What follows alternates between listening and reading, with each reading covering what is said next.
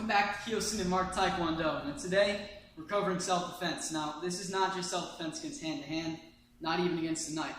This is going to be self-defense against an eskrima, baton, could be a baseball bat, could be any moderate range melee weapon that your opponent could have. Now, again, this represents a lot of stuff. This could represent something as complex as maybe, a crowbar, or as simple as just a stick someone's picked up. So let's get straight to the defense. So our scenario is, it's known I'm the aggressor. So there's no doubt I'm coming here to attack. And I have a weapon which is visible. I'm going to be striking here. What's your self-defense? Alright, if he's going to come in from the side, I want to get as far away from the barrel of the bat or the end of the bat as possible. So I'm going to slide in close, get to the hilt. That's where the least amount of force is. Then I'm going to strike him, then disable him, give him more time to get into a better position. I'll break his arm, that way I can take the stick, a good sweep, and a strike. See, that's a great defense for a couple of reasons. So, now there's a few things. So do a normal strike, just in the air. Not towards me, in the air, ready? So just normal, ready? Strike in the air.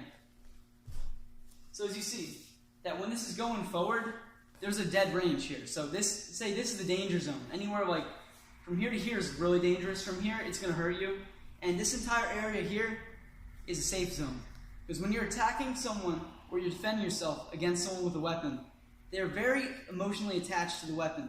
Sometimes it would be better for you to ditch the weapon if you got caught. So say if I were to do this, it would be beneficial for him to drop the weapon and do something like that. But no one's going to do that because they're here, this is their advantage, and this is how they're going to win in their mind. So they're not going to let go of it. They're going to fight you tooth and nail to maintain their weapon.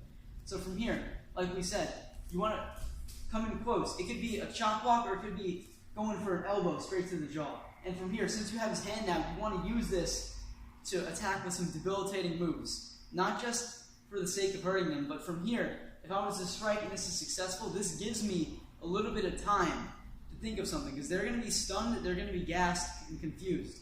So from here, you can lock them up in some more complex stuff, and they're not going to be ready to fully resist you because you just knocked them in the head with an elbow. They're going to be seeing stars. So let's go over a different one. Maybe they're coming over your head now. So this happens a couple times.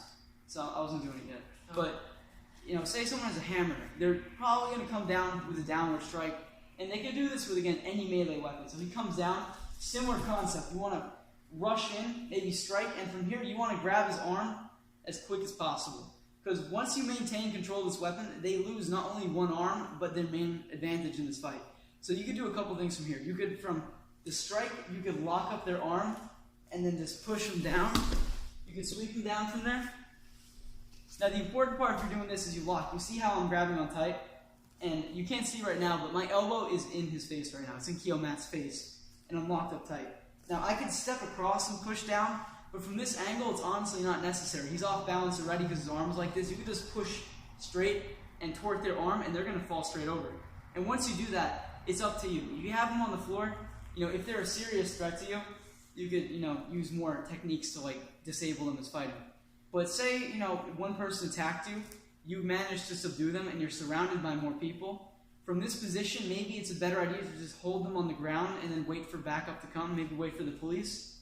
So it depends on your situation, what you want to do. So let's try one more, ready? You want to give me it, ready? So maybe they're not coming from here, but they're going for more of like a two-hand traditional baseball bat kind of swing. So just like a home run swing here. So you just telegraphed it. So what are you going to do?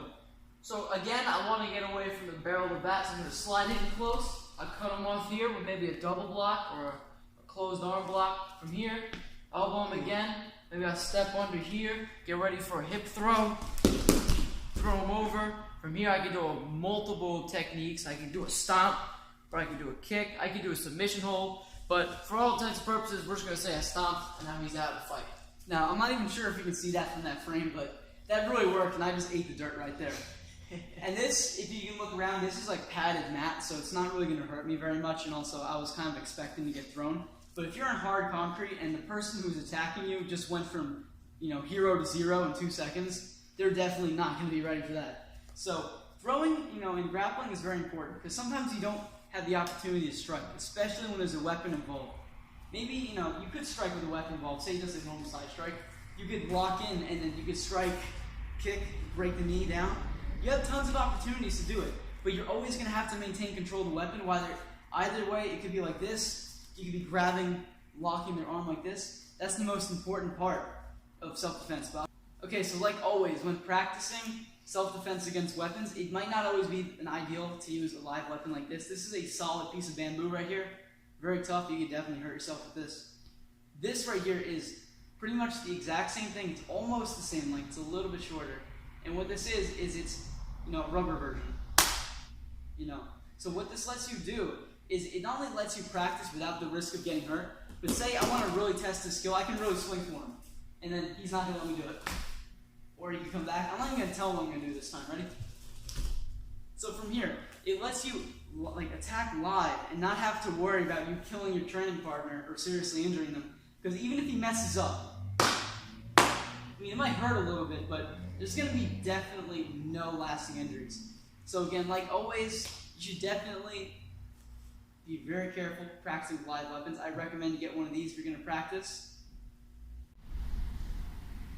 So like always, in a self-defense situation, it is equally important to be aware of your surroundings, as it is to be able to use your skills in combat. For example, you could take down one attacker and not notice a second attacker back here. So what could you do in this situation? Well, as you can see, we're up against Bob, and Bob's a machine. So nothing short of a strike will bring him down. So like always, stay aware, keep training. Good luck with your self-defense, and I'll see you next time.